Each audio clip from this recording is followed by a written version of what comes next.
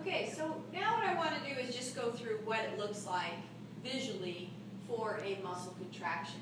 So you have your thick filaments and your thin filaments, and they actually overlap in the sarcomere, which on the PowerPoint you can see that.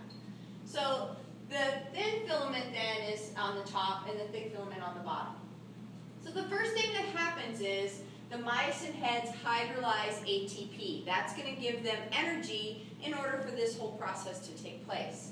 They become reoriented and energized. So the heads of the myosin are oriented and ready.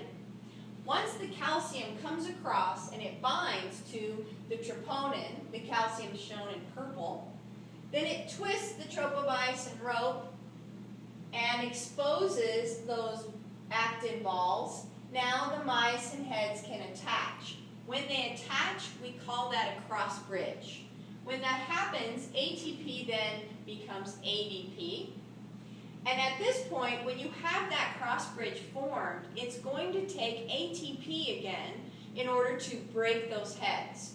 Okay, so ADP then will gain a phosphate, become ATP.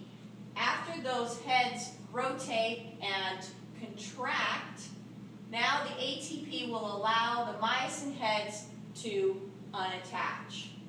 When those myosin heads unattach, they're now ready to form another cross bridge and cause contraction.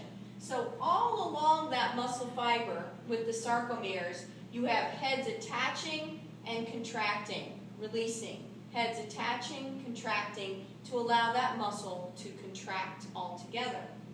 Now, interestingly enough, rigor mortis, if you think about somebody who's dead, they're very stiff or they'll sit up. What that is this position where you have the myosin heads still attached to actin and forming a cross bridge. So that muscle is all contracted.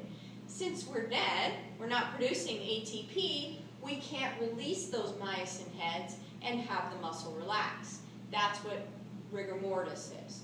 So what happens over time then, and this is how somebody who studies how long somebody's been dead, they know how long it takes for the enzymes, the bacterial enzymes, to come in and eat away at this muscle tissue to make those cross bridges unattach, and then the body will relax.